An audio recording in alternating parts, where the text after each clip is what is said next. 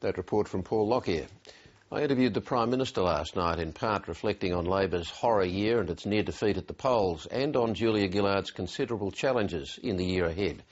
Tonight I've invited senior Liberal frontbencher and former leader Malcolm Turnbull to engage in a similar exercise from the opposition's perspective. He himself pulled back from a decision to end his political career just before the last election, a call he'd made after losing the Liberal leadership to Tony Abbott. It's one of the ironies of politics that, having ended Mr Turnbull's ambitions to become Prime Minister, for the immediate future at least, Tony Abbott is now relying on him to restore opposition credibility on crucial broadband policy, which arguably cost the coalition government, both at the ballot box and in the negotiations that followed for independent support to former government. Malcolm Turnbull joins me now.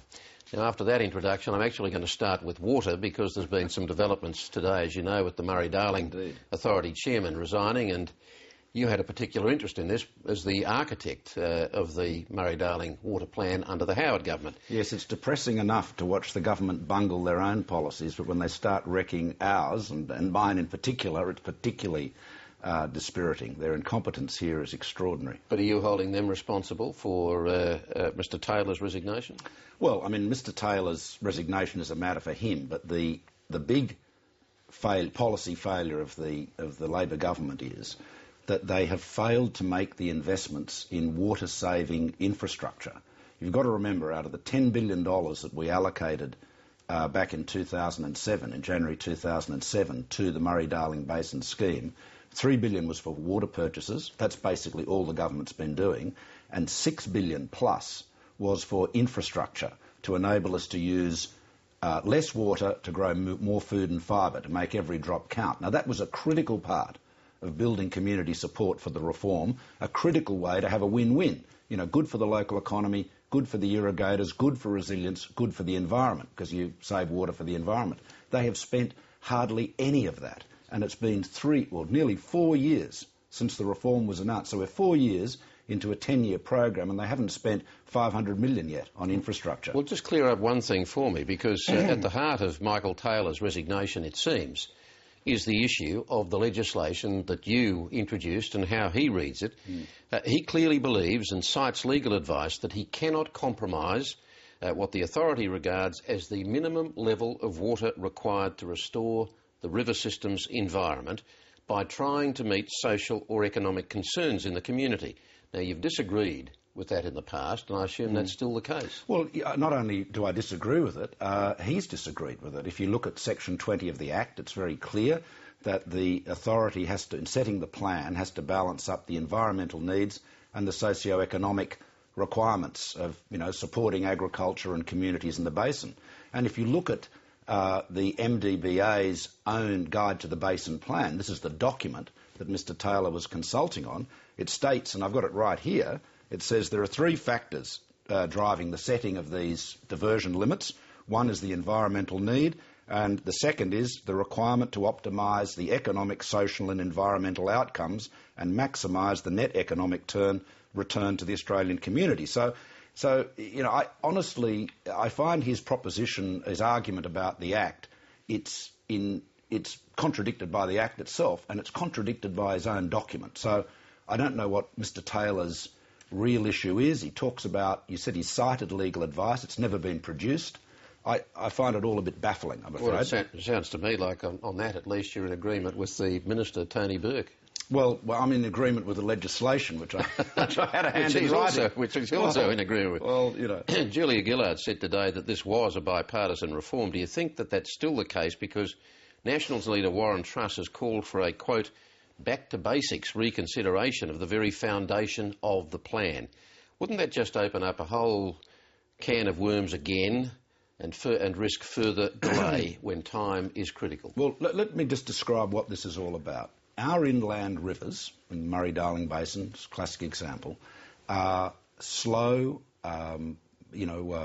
lazy floodplain river systems. They're not steep, not very steep. From the dam at Albury right down to the Murray mouth, 2,500 kilometres of river, the drop in elevation is less than 200 metres, so it's probably flatter than this table, in truth. So what that means is that all of the environment is floodplain environment, so it's natural for these rivers to flood. Now, what we've done is pure human beings, Europeans and European settlement in Australia, we have taken more and more water out of the system to irrigate our own floodplains, fields of grass for cows to eat, or wheat or rice or cotton or whatever. And the environment has suffered. So everyone recognises there's been over-allocation. Now, what the authority has to do, and this is very contentious, what they've got to do is a sort of triage. They've got to decide how many of those environmental sites, how many of those wetlands, how many of those bird breeding grounds, how many of those red gum forests are going to be preserved, how much water they need, and then get the balance right. And you can't save them all, and you shouldn't let them all die, which is basically where we were. Over-allocation plus a long drought was heading pretty much in that direction. So you're balancing, competing interests, but that is what the legislation requires you to do. But come back to the point. Warren Truss is saying, let's go back to basics, let's go back and start the whole process all over again. Can the rivers really afford that time to be taken while old political sores get run over again? Well, it's very important, I think, to get the balance right. The big mistake, and this is what is really heartbreaking for those of us who believe in responsible management of Australia's waters, what the government has failed to do is invest in the infrastructure. Because you see, the way I solved this, when I used to go out as water minister and talk to communities, I used to say, look, we all understand that there's been too much water allocated away from the environment. People could see it was dying. I said, but the answer is we've got to get smart about the way we use water. We've got to line channels. We've got to pipe water instead of running it through open channels. We've got to use subsoil dripper tapes instead of letting it run over the surface and be evaporated, and seep into often saline groundwater systems. We've got a time issue here. But you see, this is the problem with this government. They have neither courage nor conviction nor competence. They don't believe in anything, so they don't have a heart. There's nothing there, Kerry, and that's why they can't get out and sell reform. Okay. And it's particularly disappointing when it's our reform. Reflection. This has been quite a year to look back on, and you've had more reason than most for reflection. What do you think were the big political lessons from the year?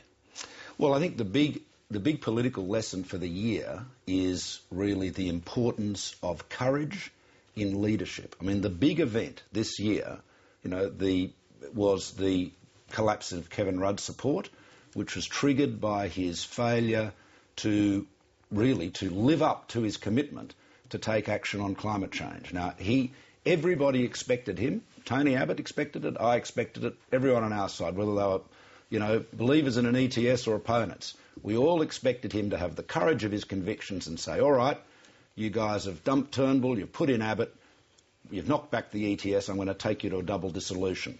And he should have done that. I think he would have won it. Others might disagree. But at least he would have had the courage of his convictions. But, he just slunk away, gutless, like a coward, from the greatest moral challenge of our times. And what was he left with? Nothing. But